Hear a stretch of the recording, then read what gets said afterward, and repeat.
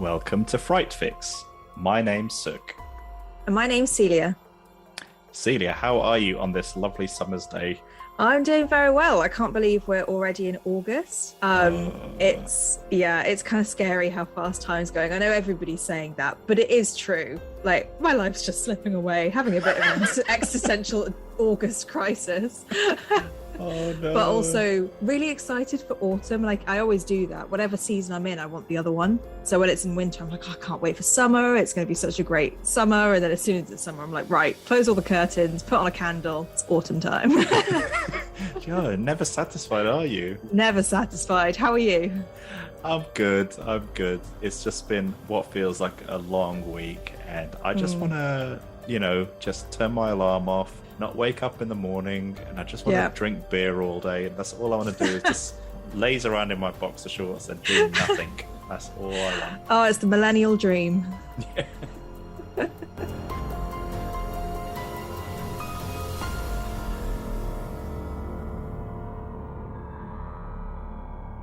This week, we will be reviewing the 2018 horror Apostle, directed by Gareth Evans and stars Dan Stevens as Thomas Richardson. Find your Fright Fix anywhere you listen to podcasts and follow us on social media at Fright Fix Podcast. Now, before we continue, I have to give you the obligatory spoiler warning as usual. So if you haven't watched the movie, please do so before proceeding with this episode. Just so you know, the movie is available on Netflix in the UK. So a quick synopsis. In 1905, Thomas Richardson travels to the remote Welsh island to rescue his sister, Jennifer, who has been kidnapped and held for ransom by a mysterious cult. Posing as a convert, Thomas encounters the leader, Malcolm Hoe, who founded the cult with two other convicts, Frank and Quinn. As Thomas infiltrates the cult, he learns the leaders are keeping her, a goddess of the land, captive and forcing her to produce a good harvest for them. Thomas must not only save his sister, but save the island itself from the cruel cult leaders that threaten it. Interesting. Yeah, I know, spooky. So, what were your reflections on the movie? What did you think? Well, interesting one, I think. I really, really enjoyed this film. I thought it was beautiful, high quality. The shots were stunning. I mean, some of the opening scenes where they had these kind of sweeping vistas and, it was such an interesting thing to watch just from a kind of aesthetic point of view. That it was very entertaining. That being said, it doesn't feel like a horror film to me. I was never scared or I never jumped. There wasn't anything, especially in the first half of the film, quite like what we said with The Descent. The first half of the film could have just been a thriller, and it only starts to become scary as you move through the story. But I was so interested in the story because even from the snapshot of the synopsis, it's quite different from anything I've watched before. So I kind of forgot about the horror elements. I was just really interested in seeing Thomas's journey and if he was going to be able to get his sister back and what was going on with this weird cult. So there was kind of mixed emotions but just kind of enjoying the journey because it was really well put together. I also love that the evil character, so the goddess, I keep calling her a goddess, that's all I keep thinking of, but I think she's just called her, which is supposed to be the kind of spirit of the island. You kind of think that she is the evil character, like she's the ghost, the demon or whatever that inhabits the land, but the way that it turns out that she's actually under the control of the cult, it's just really refreshing. I think the story is different from what I expected. You don't have to have this face off with the big boss, this witch that can kind of curse and kill you. That's not what you get. You actually feel sorry for who should be the villain. And I really enjoyed that. So it kind of plays with what you expect from a horror film. And I think it's the complete opposite of last week, where we were talking about all the cliches of horror films, playing with Drag Me to Hell. Everything you expect from a horror film happens. And I kind of feel like this film was the opposite of that. And you were getting things that you would not necessarily have thought would be in a film like this. What about you? What were your thoughts? I in most, I think largely I agree with everything you said. And I'm really glad you mentioned a bit about this not necessarily feeling like a horror film. And I had that kind of, that moment as well throughout the movie where I was like, this feels like it was very dark. It's Yeah. brooding, and it's definitely gory in places. They don't hold back on Oh the yeah. gore. And it is Not for the very. light-hearted. Oh no, no, no, no, definitely not. If you've got like low blood sugar levels, you could have issues that you might want to take a seat when you're watching the film. Not that you'd be standing Yeah. up when you're watching it, but you might want to sit even deeper into your chair than you Yeah. are already. So yeah, it's creepy, it's mysterious. Like the phrase that came to mind when I was watching it was, I don't know what the movie equivalent of this would be, but it's a page turner.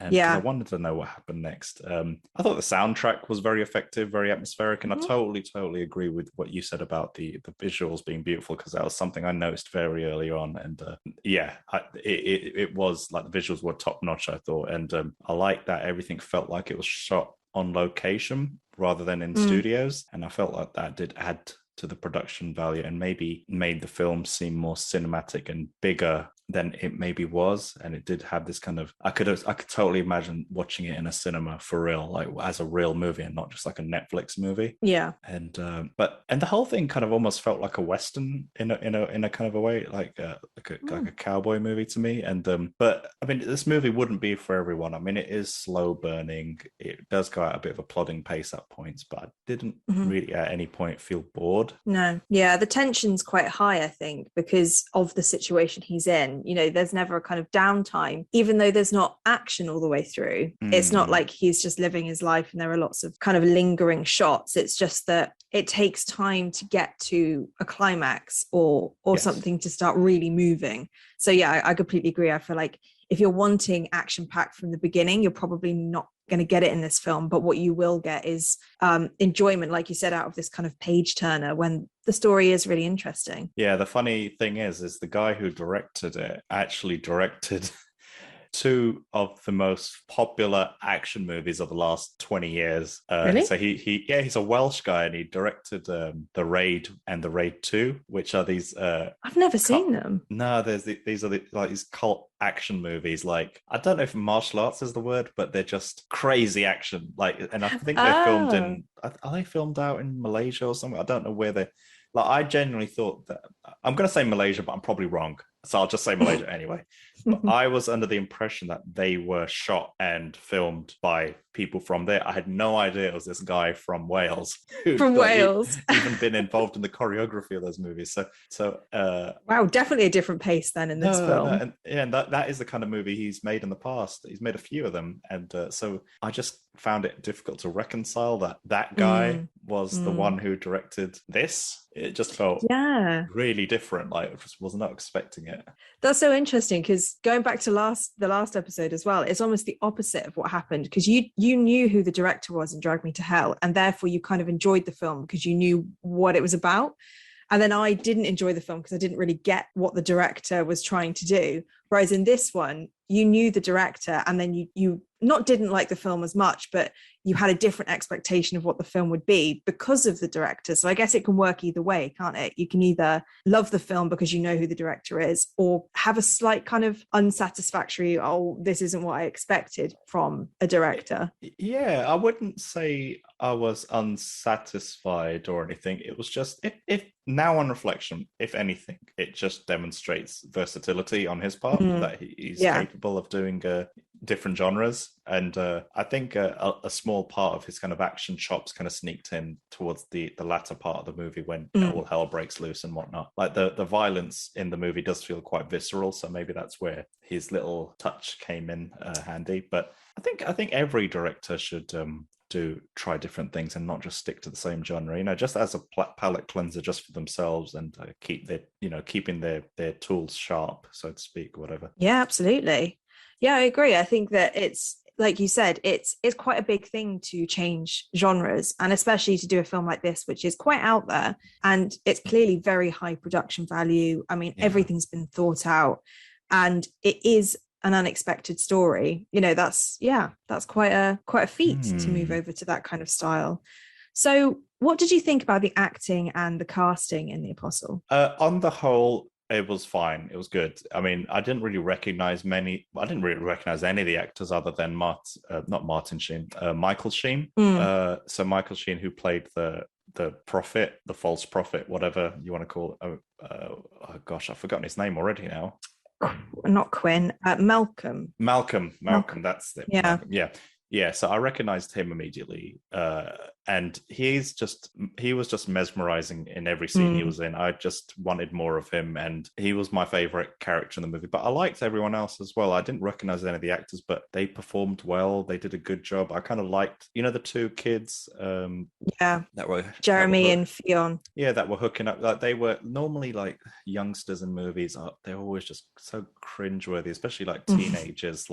But in this movie, they were fine. I found them very likable, and I was rooting for their relationship. I mean, spoilers, but they both die basically. But I wanted them to succeed. I mean, they just seemed like very likable characters, and I mean, to me at least. And I thought everyone was good. I mean, for me, Michael Sheen was the standout, basically.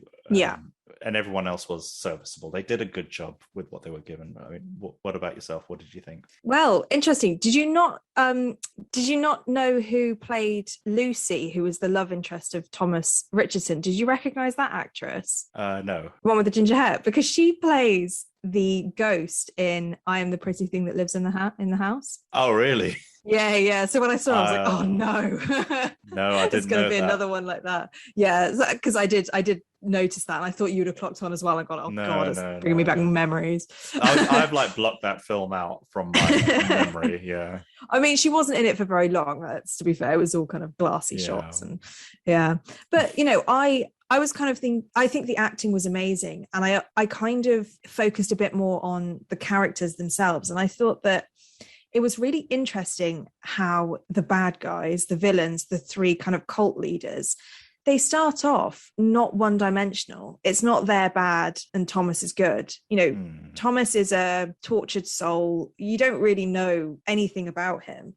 And he doesn't come across as likable. He doesn't do anything that makes you want to like him. Absolutely, yeah. And then you've got these three cult leaders who all do different things, but they show kind of different sides of themselves. I think one scene that shows that is when they grab that guy who they think is the imposter infiltrator. The one who's beaten up badly. Yeah, he's beaten and bloody. And Malcolm comes in and he gets really squeamish when he sees this guy. And there's a kind of, it's not softness because they end up killing him, but it's not like he comes in and goes, oh, I don't care, kill him. There's almost like a bit of humanity there. And throughout the film, there is this toying between Malcolm and Quinn, who ends up being the real bad guy. Oh, gosh, as it goes through. And that's why I kind of liked Malcolm's character in a weird way. It was almost like there were parts of him that were trying to do good for his cult, his community of people. I'm not saying he was a good guy, just that there were parts of him that were less than, more than one dimensional. I really liked that. I like it when the villains are not always 100% villains. They're still humans who have done things. Yeah. It definitely makes it more interesting. And Quinn was like the muscle or the meathead in the movie. Yeah. And the one who was like the angry one who resorts to violence, whereas Malcolm was definitely, he didn't strike me as someone who was a good guy, but it felt like he wanted to advance the village and progress the village, and that there was still a part of him that kind of wanted to be the leader and lead the village forward. Yeah, exactly. He's more reasonable than Quinn. He's not a good guy. He just seems to have a bit more of a kind of well-rounded character. Whereas going on to Quinn, I mean, I really hated him. Yeah. And I think, Mark Lewis-Jones, who plays him, did a really great job at that. He was terrifying. He was the muscle, like you say, and then he becomes more than that because he starts taking over the cult. And he's not just the right-hand man anymore. He's the guy that people are turning to. And, especially that harrowing scene when he kills Jeremy on the sacrificial table. Yes. Oh, just the cleansing. Oh, God. I mean, I was so happy when Quinn was eventually killed. It was so satisfying when Thomas kind of... Definitely. I don't know how graphic I want to get with this film because it's very graphic, but he doesn't go out nicely. So I think a lot of the villains of this film did a really, really good job of being villains in different ways. You're kind of showing evil through different facets, which I thought was really good. Yes. Yeah, I do think Dan Stevens did a good job at Thomas being this kind of, like I said, tortured soul. I think his character was a little bit one-dimensional in terms of like he was grumpy and mysterious all the way through. Yeah. There wasn't much change to that, which, you know, is fine. I guess that's what this film is doing. But you don't look at his character and go, wow, he's got so much depth. He's got so much, the acting has so much range. No. Other than, I mean, obviously there's a part of me that was rooting for him because, you know, I got the impression that he was the hero of the movie. Yeah. But something just didn't sit right with me about his character, because what told me very early on that, okay, this guy isn't a good guy, so to speak. The bad guys weren't strictly bad. There was varying degrees, but even with him, like he wasn't the good guy because he was using the kid for his own will. Yeah. And there was a scene where he allowed an innocent person to die just so he could get onto the island. And I think that was what done it for me, where I was kind of like, okay, all right, he's that kind of character. I wouldn't even say anti-hero. He was just a dude on the island that was on a mission, and he just happened to be slightly less evil or slightly less bad than he's on the other side of the table to the bad guys. Yeah, you're right. Yeah. I suppose, you know, the sister for me was probably the person that I wanted to survive. You know, is it Jennifer, the sister of Thomas? Yes. You know, she was a character where she had done nothing wrong. She'd literally just been living her life, and she'd been taken by this cult, and she'd been put through hell while she was there. And so I suppose Thomas was a vessel to be able to save Jennifer. And that's why I was rooting for him, because I was like, oh, he needs to get to the end so that he can save his sister rather than save himself. So I think it's the same kind of sentiment that you were just saying. Yeah. Were there any other bits that you enjoyed, or any specific scenes you liked? I thought that, I mean, like I said at the beginning, there were some really beautiful shots. I wanted to mention actually that when Thomas is crawling through that kind of cave, and then he goes into the blood cave, and he's did that remind you of The Descent? Yes, 100%. The same thing. Oh no, I hated that bit. I hate that claustrophobic. And I know, I knew you'd hate it. There's all the guts and poop or whatever was in that chicken cave. Oh, yeah, it was so gross. And as soon as I saw it, I was like, the claustrophobia is going to be real, and Sook's going to be loving this. No. You know, he's crawling through this kind of sludge trying to find an exit. And I think that scene was the scariest for me, when her face comes out of the sludge, and it's not a jump scare, it's like a really slow reveal of this like deranged looking thing. And I kind of like that. I liked that it wasn't a jump scare. I liked that it was just a creepy, like, oh my God, what is happening? As she kind of slaps her hands against these wet walls and starts trying to come towards him. It's like, ooh. Yeah. What was a bit weird about that bit was when she was walking towards him, she was kind of the water, she was like standing in the water, and it came up to like her chest. But when you cut back to him, he was like up until his chin, the water was to his chin. So I was just like, are they even in the same place? Because her part of the cave seems much more wider and more open. What's wider? And that's like exactly struggling. what Mike said. Oh, really?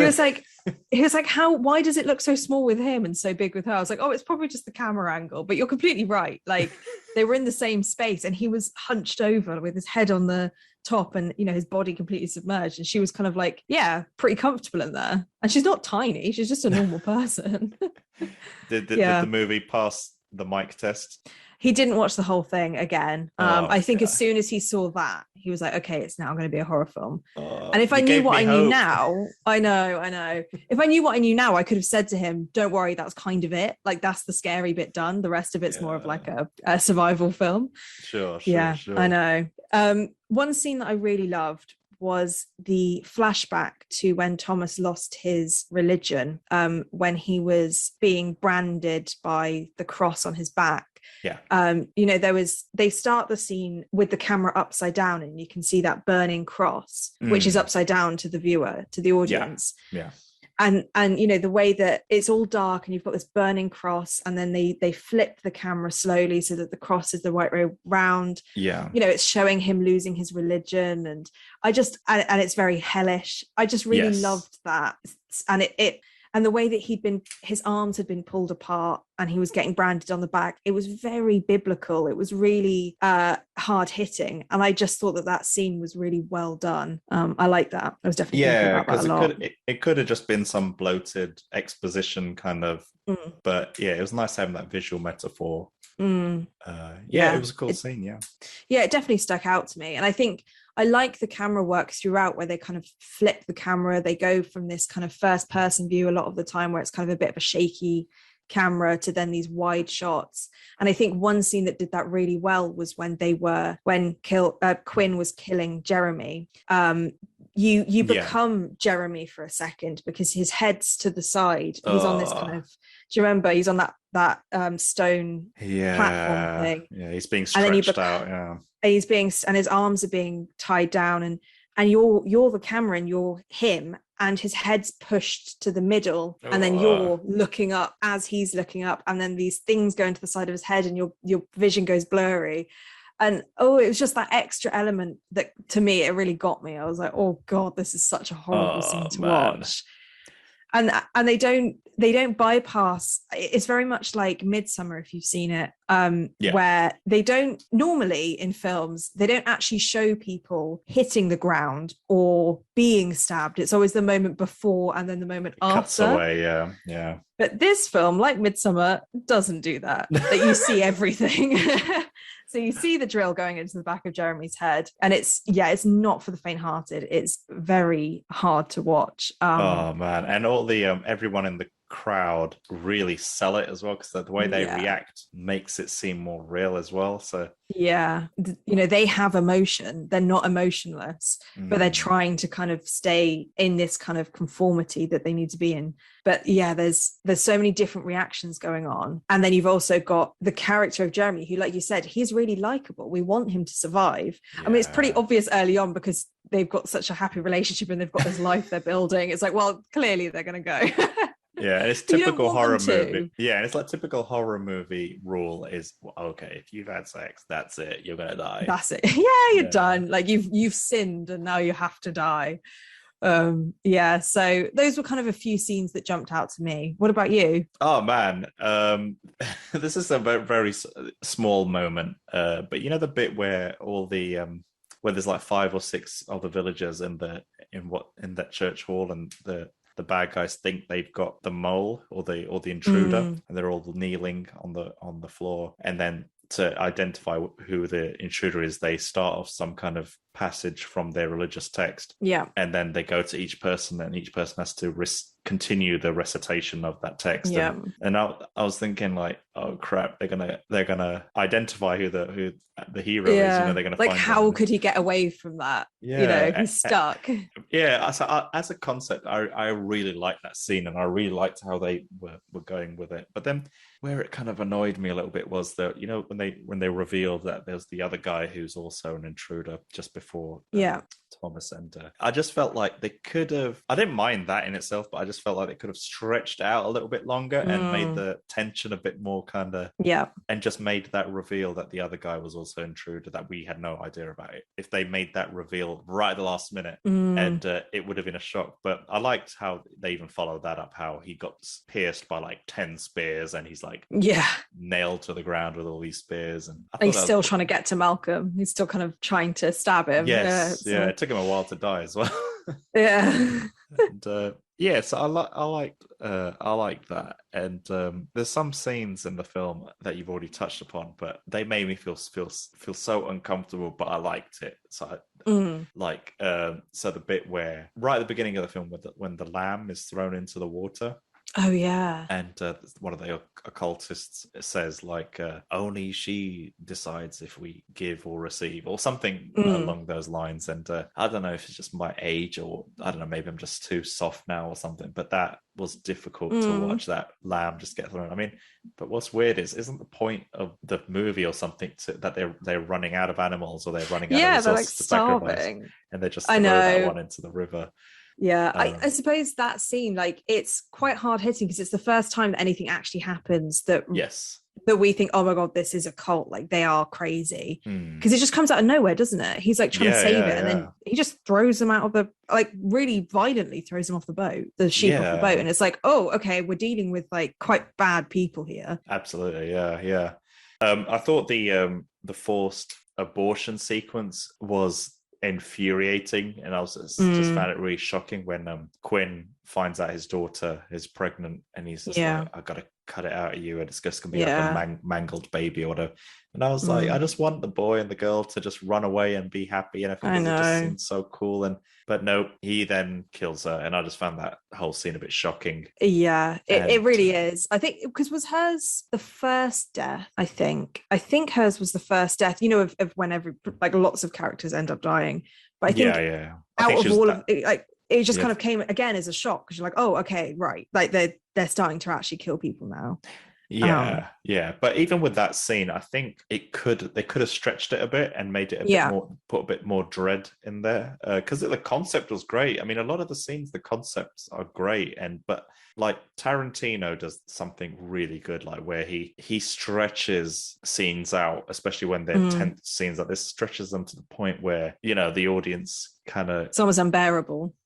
Yeah, but with this, they kind of didn't stretch it, and like, because there were points where I was thinking, like, is she going to die? Is he going to kill her? No, he's not going to kill her. He's probably just going to force her to have an abortion or whatever. But nope, he killed her. But then you cut away. You don't see anything. It's just I don't know. I felt a bit robbed a little bit. But I did like the scene, but felt a bit robbed there. And that's fair enough. Yeah, and as you'd mentioned, that the cleansing sequence I thought was pretty good. And I just felt like, I wanted him to kill Quinn. I wanted some revenge there or something, but never happened. I know it was quite satisfying that Jeremy did get a few good stabs in before he was, you know, he really went for, when he found out that Theon was dead. No, I was like, he's quite weedy, but he went for it. You know, he got that knife and just started stabbing him, and I was just like, oh, keep going. But ultimately didn't mean anything. No, and one thing about this film which was a bit annoying was everyone seems to get stabbed like 10 times, but getting stabbed doesn't seem to mean anything in this film for some reason. 100%. That is one of the things I didn't like about this film. Like, go on, let's jump to the dislikes. If you get stabbed once, like that's it, you're done. Like people keep on bleeding. You don't just stop bleeding. No. That really annoyed me. Like unrealistically long time to be bleeding for, especially like Quinn. He gets stabbed in the neck by Jeremy, and then he covers it with like a bandage, but then he shows someone and it's still like spurting blood about half an hour later. It's like people have a finite amount of blood in their system. Like you can't just carry on. And then Quinn, I'm going on a rampage now.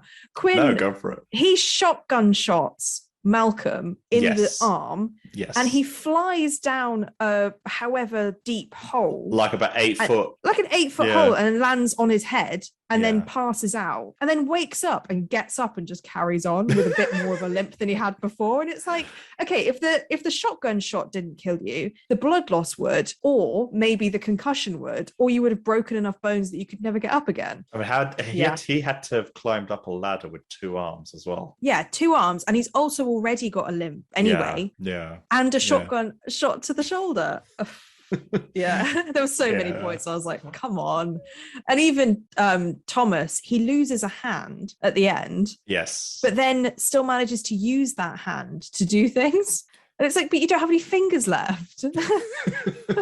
That was the thing about this film, where everyone was a stab sponge a little bit, and the bit even when Thomas is like killing Quinn right at the very end, he's like got a knife stuck into Quinn's throat or something, and Quinn still doesn't die or anything or give in. He's just carrying on. Still fighting. It's not until there's like three people overpowering Quinn or something, because the 2 girls are there as well, and they smash him on the head, and Thomas has to like get the knife from his throat and then pull it down his chest and like kind of open him up like that, and only then does Quinn even consider dying. Finally.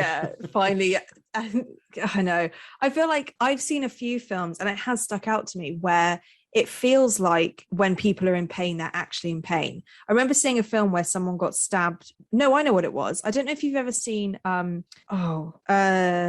it called? Taboo with Okay, so it's a series, but anyway, he gets shot in one of the scenes or stabbed in one of the scenes, and for 3 more episodes he's recovering from that injury. Sure. And like, it's part of his character, it's part of the story, and it's like, that makes sense, because if someone gets shot, it doesn't just go away in like 2 seconds. Like, they have to recover from it. And it's just so annoying when films just pretend like pain isn't a thing and that people can just kind of carry on. Yeah. What makes it even stranger in this film is, like, right from the get-go and throughout, the language that's kind of conveyed to the audience is everything's realistic here. Like, it's in a real environment, real characters, real pain, real suffering, real everything. There's no real kind of sense that anyone's superhuman or anything. Or like an 80s action movie where you can get shot 50 times and still jump over the explosion and all that stuff. There's none of that. So that's where it kind of lost me a little bit. So it was definitely a creative decision that I found a bit questionable. Yeah, I agree. I'm glad we both picked up on that, because and also I suppose this film is supposed to be gory. I get that.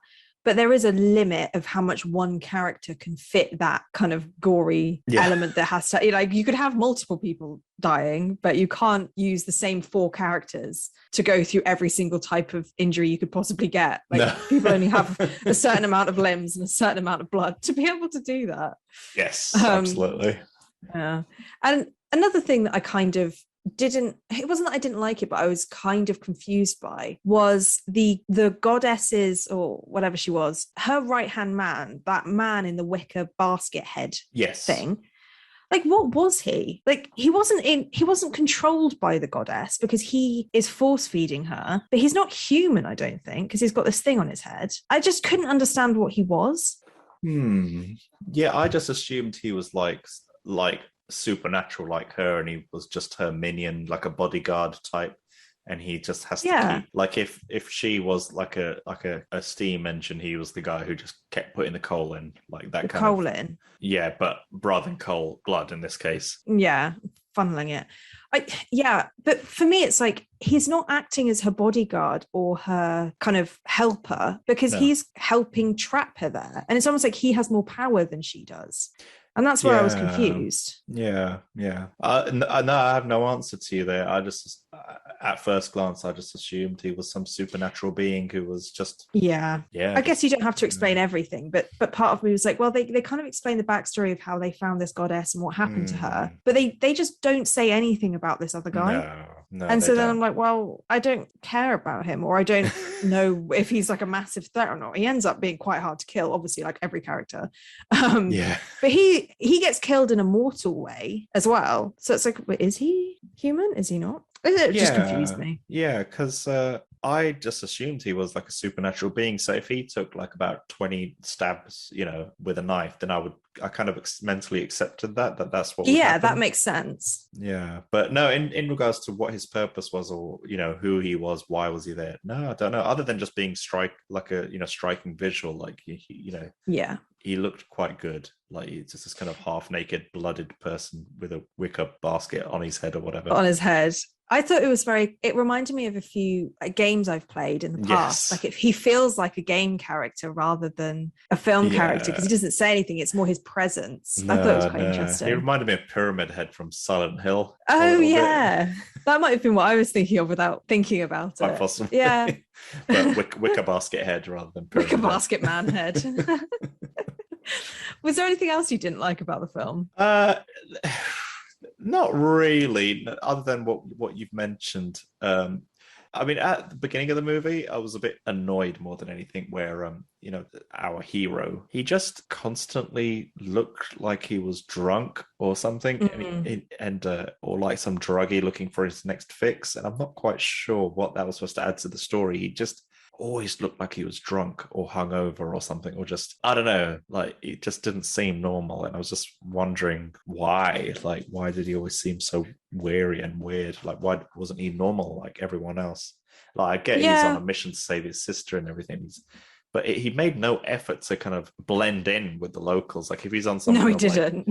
If he's on a mission, a covert mission to save his sister, but he stood out like a sore thumb. Like, I'm surprised the villagers didn't say immediately, "Oh, you're the imposter." You're so right. It was so obvious. He was not like any of the other ones. No. I feel like because he was battling addiction at the beginning of the film. That little vial that he has was that kind of like pain relief. Oh, the opiate or whatever. Yeah, but that's probably also what it was then. That's probably why I thought he looked like a druggie. Because I think he was. But then the thing that you've just reminded me of that I also didn't like about the film is that he smashes his bottle of opiates at one point, and then he's just fine. Like I thought, like, oh, this is part of the story, like because he's obviously been addicted to it because he wakes up, he takes it, and then he goes, a bit weird.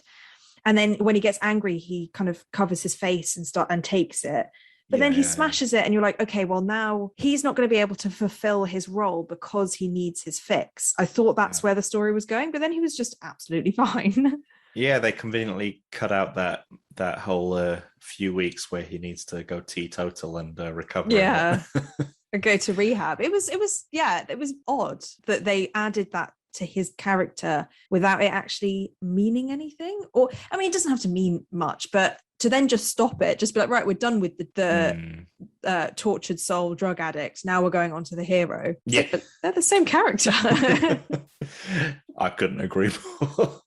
Yeah, the other thing that, not that I disliked, but I wasn't quite sure how I felt about it was the supernatural kind of aspect of the movie. And a part of me was thinking, like, would I have been happy if there was no supernatural element to this movie and it just was based around a guy who's trying to rescue his sister from a cult that has some kind of, culty, misplaced belief kind of thing. Like, and a part of me thinks I probably would have been totally fine with that movie. I don't think, to me at least, I don't think that whole supernatural element really added a huge amount to the movie. I don't know what your thoughts are on that. It's interesting because I agree that it could be its own film. But what I like about this is that for once, there's a film about a cult and they're actually kind of telling the truth about their... where it's like he's saying that he's got this goddess who's helping with the harvest and we have to appease her and we have to give her our blood, and it's actually true. Whereas usually in these films it's like, oh, that doesn't even exist, it's just him. Even though they've kind of captured her and they are evil, at least she's real, and at least this film isn't just another kind of cult who is lying about the religion that he's created. And it kind of gives a different element to it, of that kind of human versus supernatural, who's the actual villain, who's not. But I completely I do get that this story doesn't need it, but I'm glad that the way they used it wasn't as simple as it could have been. Like the goddess could have just been a villain and you have to kill her, and you kill her and it's gone. And I'm glad that they didn't do that. But yeah, you're right, it didn't need it. But as you mentioned, it is kind of unique, where it turns out that the cult isn't crazy and they kind of are actually doing something that does amount to something in a weird kind of way. So yeah, exactly. Like, it's because I was waiting for them to reveal that none of this was true and that they were just, yeah, maybe that would have been too obvious. Didn't. Yeah. No, you're right. You've convinced me. You've swayed me there. Were there any kind of themes or any messages that you kind of read into with the movie? There was one, and I'd love to get your thoughts on it, to think, am I just looking too far into it, or do you think this might be one of the meanings? And because one of the things I was thinking was, why have they added this character of her, the goddess of the land? Yeah. And I thought it was a metaphor for climate change. Okay, yeah. And I'll see if I can explain it. Okay, sure. So I think that the island represents, the new world. Let's take the Western world. People are landing on boats and they're starting a new civilization on this kind of mini globe almost. You could see it as the world, and we're all starting to build our civilizations on it. And the three cult members, when they arrive, the leaders, when they arrive, they find this old woman who looks like she's waiting for them. Like, she's smiling when they meet her, and she's kind of got this, she seems like she wants to be found. And it starts off as a kind of happy relationship. And I kind of saw that as there is a way that you can balance and have a happy relationship with the world without taking too much from it. You know, you can balance the two. And then once they realize what the earth or the goddess can give them, they trap her and they force feed her this blood to produce a good harvest. Yeah. And Quinn says, she's no god, she's just a machine. We feed her, she delivers. Yeah. And that's what kind of started it in my brain, that it's a lot like how we've destroyed a lot of the land that we have in the world from over farming, deforestation, mining. Yes. You know, we're disregarding the earth and we're forcing it to do something that it's not equipped to be able to do. We're asking a lot of the world, making it into this kind of human. And I think that might be what that's showing. And, you know, the cult members, to me, are almost like sweatshop workers or farmers or miners. Like they give their physical blood to the land in return for the continuation of this progress. So they have to give something physically to be able to get something back. And the leaders of the cult, for me, are like big corporations who hide what's really going on. They say, as long as you keep working, as long as you keep doing what you're doing, we will never starve. We will be able to progress. We'll have a brilliant life. And that's kind of what's happening is, you know, we're being told that we need to just make little changes, use plastic straws and we'll be fine. Or don't use plastic straws, we'll be fine. But ultimately, you know, the goddess starts rejecting that and the harvest starts dying, and no amount of force feeding will rectify that. And I feel like, you know, we're draining the resources of the world. She's being drained of her resources by trying to overfeed her. So there's kind of this, we could have this happy relationship with the world, just as this cult could have had a happy relationship with the goddess if they had both been equal and balanced and only taken what they needed from her and not asked for too much from her. Yes. They could have probably had a really fruitful and, you know, the land could have been bountiful and the harvest could have been great, but they asked too much of it. And then I also think that at the end, the fire that is caused by Thomas, who kills the goddess, and then the fire spreads to all the buildings and they burn down and everyone's forced to leave. You know, they're returning the land to nature. All the humans are leaving. And it kind of made me think of like an apocalypse or a meteor coming and crashing on the earth. And then there's just fire, and then the land is being retaken by nature and the world will start healing again once we're gone. And it doesn't need us. All it needs is room to be able to grow and to, and so that was my really weird theme of climate change that I saw. No, I don't think that's weird at all. I think you might have hit the nail on the head there. Part of me was thinking that maybe the blood is like, and the blood was like blackish. Is that like some kind of like oil being pumped into the machine? And like kind of polluting or something. I think you're right as to what the intention of the film was. I've got this quote from Gareth Evans, the director. I can read it out if you want, and it might actually tally up with exactly what you're saying, funnily enough. So he says, what if these people arrive on the island and it's perfect? You've got the goddess of the island. She's almost a little bit like Mother Nature in that respect. She feeds off of it and she replenishes it. The sea would be perfect. The harvest is amazing. It's all clean and beautiful, and you know the crops are great and everything. But then they turn up and find her, and instead of revering her, they want to abuse the power they can get from her, so they enslave her. From there on, that's when the crop starts to become toxic, because it's not because of her natural ability, but because she's forced to. That became the mechanism, which is kind of used as an allegory for what we were talking about with the politics, religion, and corruption of both. It is. So I think you hit the nail on the head, like almost 100%. I'm so happy. Because the only thing that made me think of it was that quote from Quinn where he was saying she's a machine, we can use her, like she's for our gain and our power. And imagine it would have been a very different film if they just respected her. And I bet like it would have shown that humans can live off the land sustainably if you're not greedy and if you don't ask too much of it. And I think that's what I liked. Once I was thinking about it, I was like, okay, I like the idea of having this goddess as part of the story to give it that undertone of, it's kind of a question of humanity on quite a large scale, as well as these character developments on a more of a micro scale. You kind of think, you step back and you think, what would we have done if we had, obviously not to the extent of force feeding her blood, but if you found a resource, which is essentially what we did with the world, and you had more and more people, populations grew, and then you realize you need more from something, you force it to create more. Yes. Like, it's just machinery, it's just politics. And yeah, I thought that was an interesting take on what should have been a kind of villain almost, and she ends up not being at all. No, it's I think that whole subplot, or allegory or whatever, is probably what saves the movie from being a shallow thriller. Yeah. Which even if it was just a shallow thriller, it would have been a competent one, better than a lot, better than most. And but having this kind of message within the movie, I think every good movie, and especially every good horror movie, has a message or some kind of subplot which kind of relates it back to something that humanity is dealing with. And there's a part of me that wishes they kind of delved into it a bit more, or made it a bit more, not obvious, but intertwined it with the story a bit more.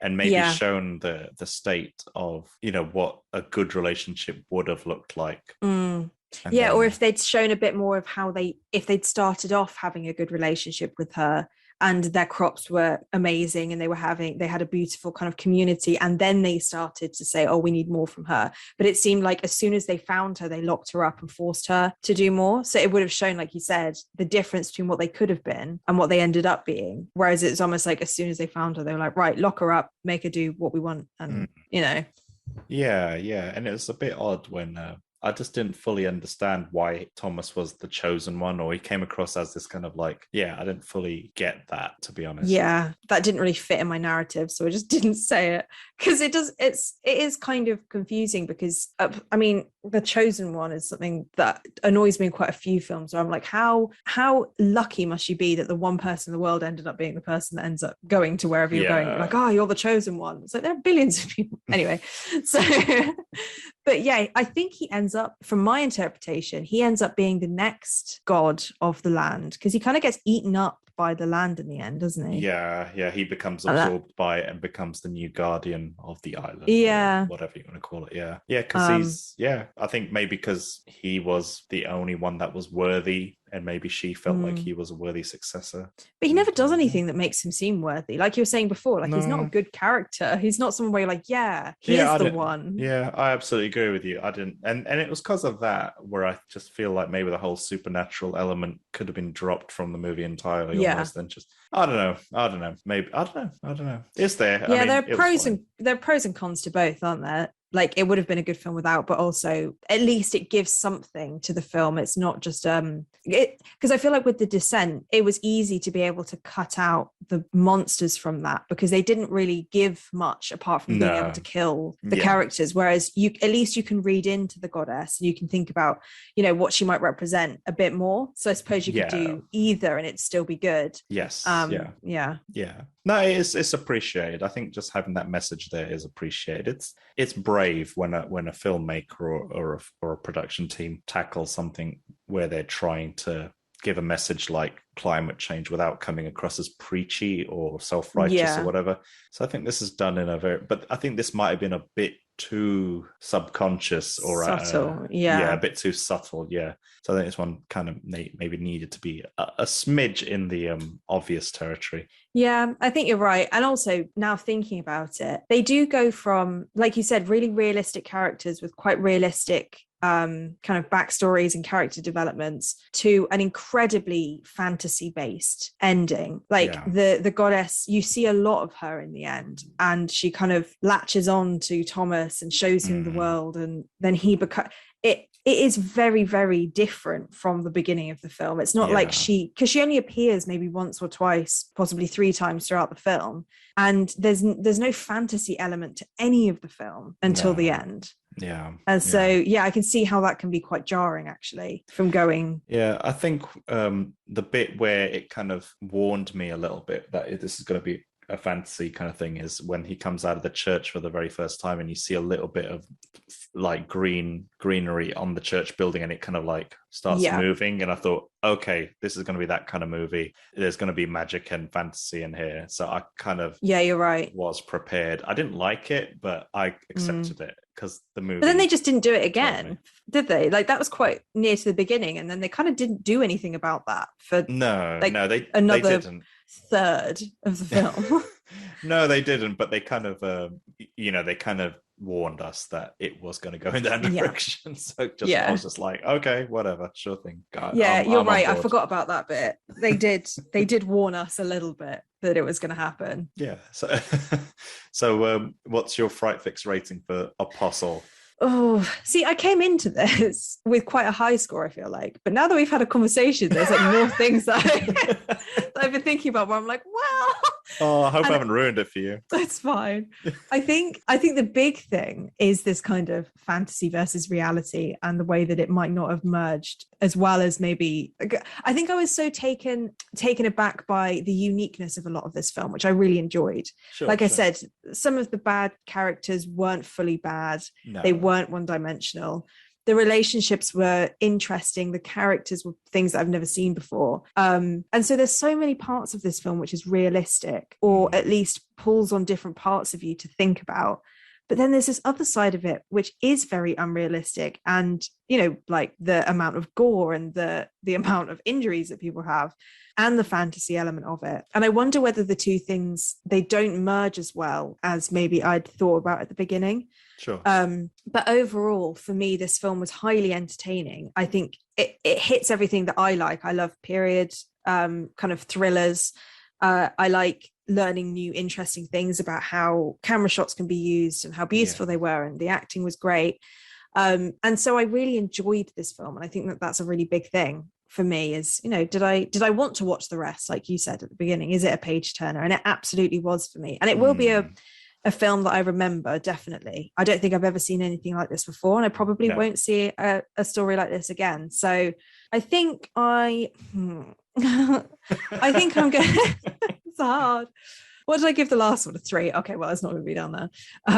I think I'm going to give this an 8 out of 10. Okay. For all of those reasons that I gave. I probably would have given it a 9 before we had this conversation. Yeah. Oh, so I knocked it down a peg for you. I think you did. I think you ruined it for me. No, but I think 8's still quite good. What about you? Wow, I don't know how I can follow that. So, I mean, firstly, the story structure in itself is fairly solid. It's clear what's going on. There's a beginning, middle, and end, and it's all there. Everything that it's going to be, it kind of puts all its cards on the table very early on. I didn't feel connected to the lead character as much as I'd hoped. Yeah, he didn't seem like a good guy, as he was using people and he let a person die. But then again, the movie made no promise that he would be the good guy. So I was just kind of looking for something that wasn't there, really. As both of us have said a few times already this episode, like, the visuals and the sound were solid. The performances were good as well. The movie wasn't particularly scary at all. No. And there were loads of unsettling scenes, and I was getting a bit squeamish, and some of the scenes were kind of stomach churning almost. So in a way, horror movies don't just have to be scary. They can also be kind of unsettling or make you feel uncomfortable, which I think is a hallmark of a good horror movie. If it makes you feel uncomfortable, if a horror movie makes you feel anything, that's a win for the horror movie. Yeah. But overall, with the product as a whole, I felt like something was missing. I couldn't quite put my finger on what it was, and I don't know if this movie will stay with me. And there's a part of me that thinks I may have preferred the movie if there was no supernatural element to it, and they kind of focused in on that a bit more and made that area, or the lack of supernatural, and made the rest of the movie a bit more robust. Yeah. But as a piece of entertainment, it isn't bad at all. And after speaking to you about this movie, I don't feel like my opinion of it has dropped at all. If anything, after hearing your theme on climate change, it's kind of improved my impression of the movie. And at first, I felt like I was going to give it too high a mark. I was actually going to go in for a 6 first, and now I've hesitantly gone and pushed it to a 7. But after hearing your bit about climate change, I'm comfortable with that 7 now. Yeah, and I think it's Yeah. I think that's fair enough. I think going from a 6 to a 7 and going from a 9 to an 8, we're kind of balancing each other out. Oh, no, we're doing it without even realizing it now. I know. We should just be steadfast in our opinion. I think it's a 9. I think it's a 6. But yeah. I also think whenever I watch a film, my initial thoughts might change once I start really thinking about it. Yes. Yeah. And it's quite easy to change your mind later, especially when you have a conversation about it, to think, oh yeah, I hadn't really caught that, or you've said something that I wouldn't have necessarily picked up on. Likewise. Yeah. So it does sometimes change, but I think we both think that this film, from what we've said, it's really creative and it does a lot. Like, there are a lot of layers to this. This isn't a film that you would leave and go, no. You'd have some sort of reaction to it, whether it's visceral, whether it's kind of thinking about the deeper meanings. And if a film can do that, I think that it has to have some credit in its creativity and its entertainment value. No, absolutely. And I was just mentally averaging out our scores, and I think 8 and 7, I think that's 15. Am I right? Sorry, my maths isn't so great. And if we were to divide that by 2, we'd have 7.5, I think. And rounding that up would average the movie out to 8 out of 10. I think that's fair enough. I think that's it's good, but it's still got a few elements that it could have improved on. But, every audience is different. And like I said, it is a film that does something creative and does something a bit different. And you can't fault it for that. We hope you enjoyed this month's Fright Fix. Join us next month as we'll explore a new horror film. We will be posting the movie a few days before the podcast episode is released on our social media. So be sure to follow us at Fright Fix if you want to watch the film ahead of time. If you would like to send us a message or want us to cover a scary movie on an upcoming episode, please feel free to contact us on Instagram or Twitter, or email us at podcast@frightfix.com. See you next time.